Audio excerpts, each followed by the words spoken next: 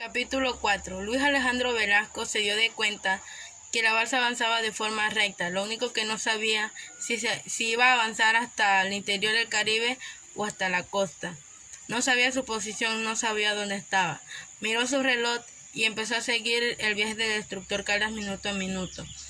Y dedució que en 2 horas estarían en Cartagena, en 2 horas más habrían de telegrafiar el viaje para saber si ocurrió algún accidente y en 2 horas más habrían de mandar los aviones. Él sabía que si llegaban los aviones él tenía que dar señales con su camisa.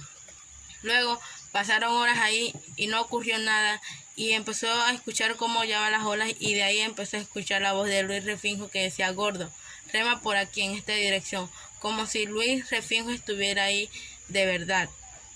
Estando ahí se puso a pensar que aunque no habrían de telegrafiar el viaje y no se hubieran dado de cuenta que ocurrió un accidente, de todos modos deberían de dar un aviso. Lo que lo mantenía tranquilo era que él sabía que al llegar a Cartagena sus amigos se iban a preocupar por él. Amaneció y miró con persistencia el sol para saber en qué dirección venían los aviones, en qué dirección estaba Cartagena. Se hizo de noche y se dejó dominar por el miedo, ya que nunca se había puesto a pensar que estaba tan solo en ese lugar, solo rodeado de animales extraños.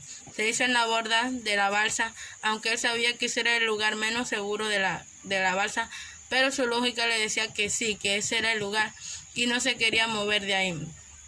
Amaneció.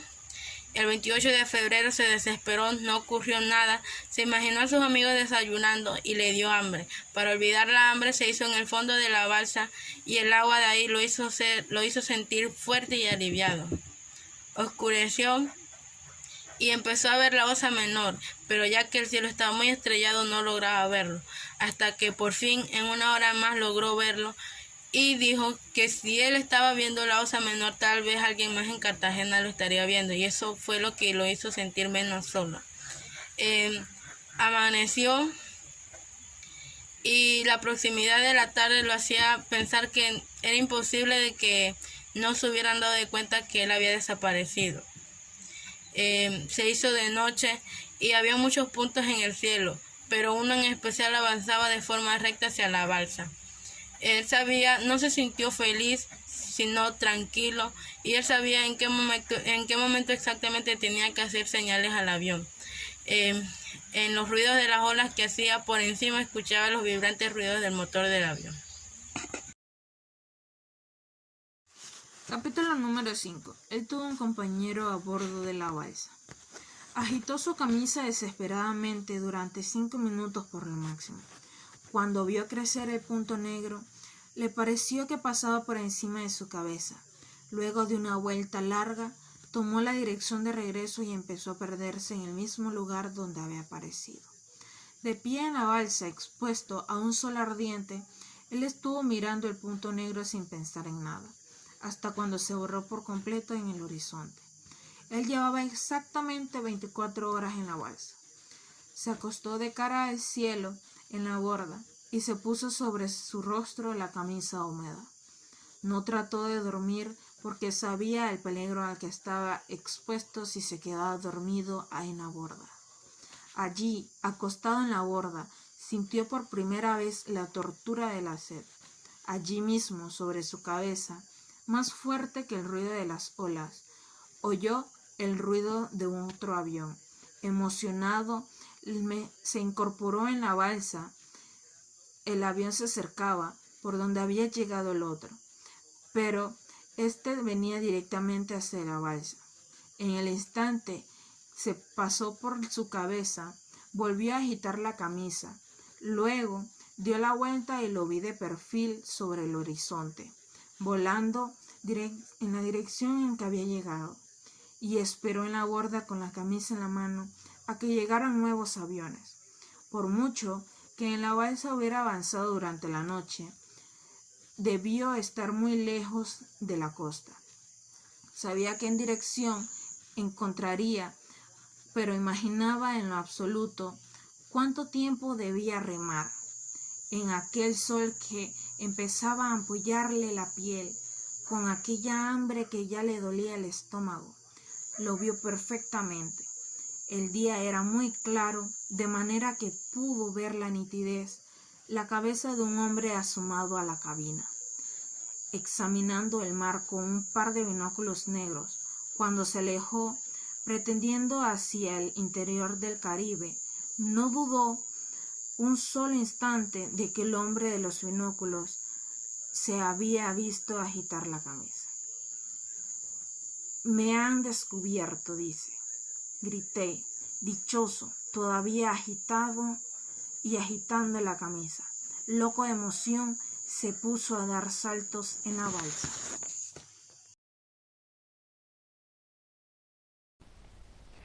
Capítulo número 7. Los desesperados recursos de un hambriento.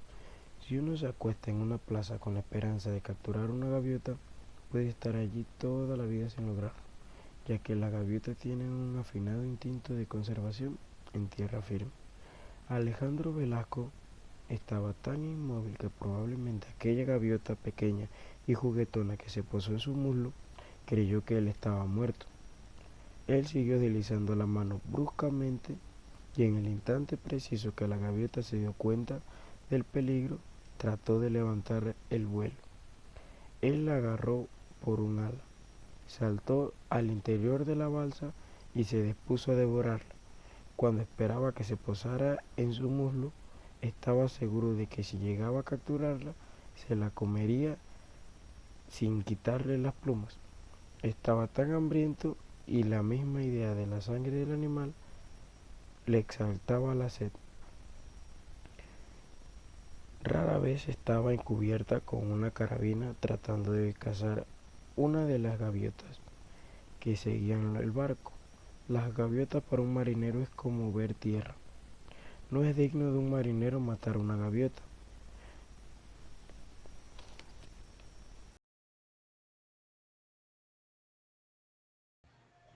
El hombre vivía con la idea de que éste podría en algún momento acercarse a alguna costa, pero con el pasar de los días éste perdió esa fe de quedar en alguna costa y eso fue durante 7 días en los cuales él quedó a deriva en el mar eh, y su resolución se derrumbó a que moriría ahí.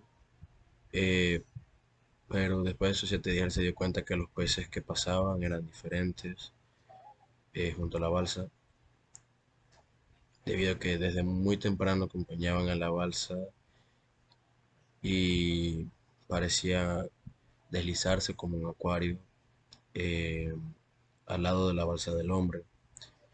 Él no sabía si después de esos 7 días sin comer a la deriva del mar, pensó que uno llegaba a acostumbrarse a esa vida, ya estaba seguro de que todo era distinto, de que el mar, el cielo habían dejado de ser hostiles y que los peces que lo acompañaban en el viaje eran sus amigos, como viejos conocidos que él tenía de 7 días ya. Estaba seguro de que la balsa había llegado ya a una región sin barcos, en la que en la cual hasta se extraviarían las gaviotas. Pensaba, sin embargo, después de esos 7 días a la deriva, eh, llegó a acostumbrarse al mar, eh, a su angustioso método de vida, eh, su necesidad de agudizar su ingenio para poder ver cómo subsistir, y los peces nadaban en la superficie y él decía que el mar estaba limpio, limpio y sereno, que había tantos animales hermosos y provocativos en torno a la embarcación que le parecía que podría agarrarlos a puñados. No había ningún tiburón a la vista hasta ese momento y todos los peces se hundieron precipitadamente. El hombre pensó, pero pensó que porque se hundieron precipitadamente, pero al instante él sentía escapar de entre sus dedos con una rapidez y una agilidad que lo desconcertaron. Él en el momento no pensaba que era un tiburón el que estaba ahí en el fondo. aguardando para poder comer. Su brazo apenas le hundiera hasta el codo, de un mordisco certero.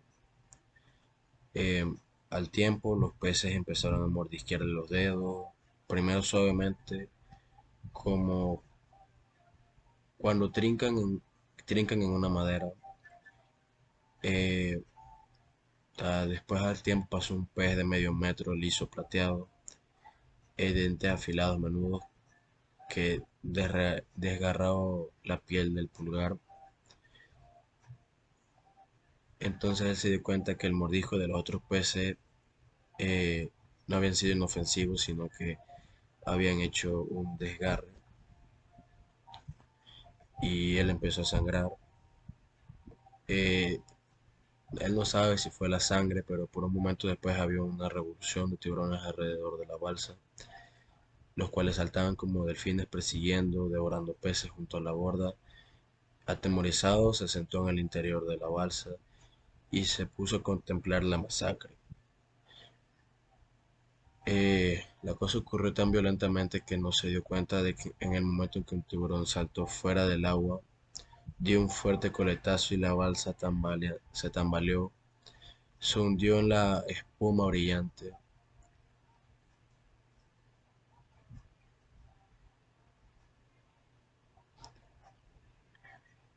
En medio del resplandor del sol que daba en la marea, él alcanzó a ver algo metálico, pero en un instante vio la aleta enorme que sobresalía de la borda y se dio cuenta de lo que había pasado. Estaba siendo perseguido por un tiburón, un pez brillante y verde, como medio metro de longitud. Había saltado dentro de la balsa con toda su fuerza, descargó el primer golpe de remo en su cabeza para tratar de aturdir al tiburón. eh, y él pensó que no era fácil darle muerte dentro de la balsa. Si descargaba los golpes alocadamente dentro de la balsa, podría voltearse y habría caído en el agua revuelta de tiburones hambrientos. Estaba entre la vida y la muerte, y pensó que o caía entre las fauces de los tiburones o tenía 4 libras de pescado fresco para saciar. Su hambre de 7 días lo apoyó firmemente en la borda, y descargó el segundo golpe. La balsa tambaleó, los tiburones se sacudieron bajo el piso, pero él estaba firmemente recostado a la borda. Cuando la embarcación recobró la estabilidad, el tiburón seguía vivo en el centro de la balsa. Ya sabía que el tercer golpe tenía que ser certero o perdería la presa para siempre. Tratando de no errar su plan, convencido de que su vida dependía de aquel golpe, dejó caer el remo con toda su fuerza. El animal quedó inmóvil con el impacto, y un hilo de sangre oscura tiñó el agua de la balsa. Él mismo sintió el olor de la sangre, pero lo sintieron también los tiburones, y la balsa tambaleaba. En menos de lo que dura un relámpago, ya habría sido de- ya había sido despedazado por las 3 hileras de dientes de acero que tiene un tiburón en cada mandíbula. Sin embargo, el apremio del hambre era entonces superior a todo. Apreté el pescado entre las piernas y le apliqué, tambaleando, a la difícil tarea de equilibrar la balsa cada vez que sufría una nueva arremetida de las fieras. Cada vez que la embarcación se estabilizaba, él echaba por la borda al agua sanguinolenta y nadaba apaciblemente, pero él sabía que si percibía de nuevo el olor de la sangre, habría dado una sacudida que hubiera volteado la balsa.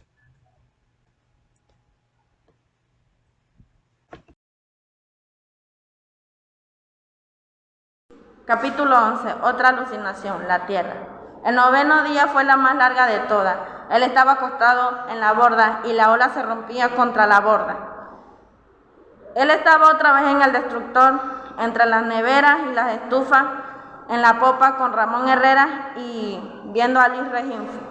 Él se decía que minuto a minuto, los 9 días de soledad y angustia, hambre y sed que tenía en el mar se repetía.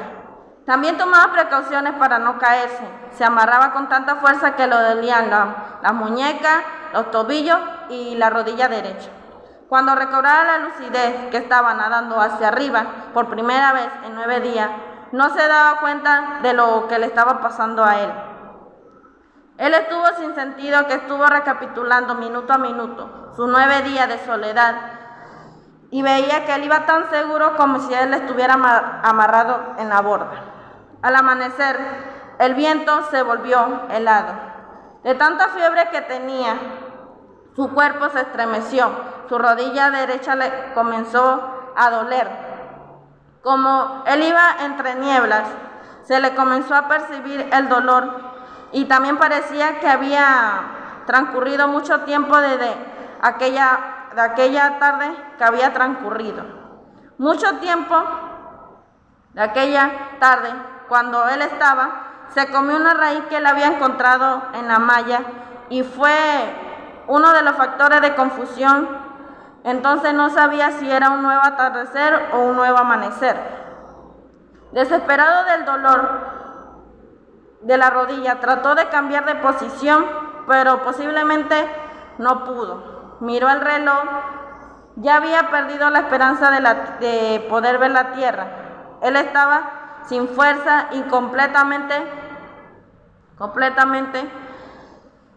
sin esperanza de poder ver la tierra. Se sentía mal porque no había podido morir, pero estaba completamente vivo. Y sin embargo, seguía como siempre sufriendo en la balsa. Como se volvió incómodo, buscó un pedazo de remo al fondo de la balsa, pero uno estaba en el fondo, todavía amarrado al cabo, enjagletado. Lo soltó, iban a ser las 5 de la mañana, dejó que si a esa hora se hubiera comido 2 huevos fritos, un pedazo de carne, un café con leche y un pedazo de pan, fuera sido completamente un desayuno del destructor, que tal vez no había sentido poder tanta fuerza que él tenía. Él todavía no veía luces, pero a la derecha, como a 10 kilómetros de distancia, vio los primeros rayos del sol. Él estaba loco de la alegría, agarró un pedazo de remo y trató de impulsar la balsa hasta la costa, en línea recta. Calculó que habría 2 kilómetros de distancia desde la balsa hasta la orilla. Después, durante los primeros minutos, con la extraña fuerza que imprimió a emocionarse, logró empujarse y poder avanzar un poco más. Pero luego se sentía agotado, pero al instante pensó que tendría paciencia para esperar a que la balsa llegara a los acantilados. Por fortuna, él estaba tan desesperado por sentir la tierra firme. En una buena condición, él dijo que podía nadar en 2 kilómetros en menos de 1 hora. Pero él había sentido cuánto tiempo podría nadar después de 10 días sin comer y sin beber nada. Tan pronto que estuvo en que se dio de cuenta que él había cometido 2 errores, de que no se había quitado la camisa y no se había quitado la zapatilla. Después de eso, de que se dio de cuenta, se tuvo que amarrar la camisa y sujetar los cordones de la zapatilla. Para poder nadar, él se sentía sin fuerza y sin embargo aún no había visto la tierra, no podía sentir la tierra. Entonces volvió a invadirle el terror y él dijo: ¿acaso ciertamente la tierra había sido otra alucinación? Él ya había nadado tanto que era imposible regresar a buscar la balsa otra vez. Muchas gracias.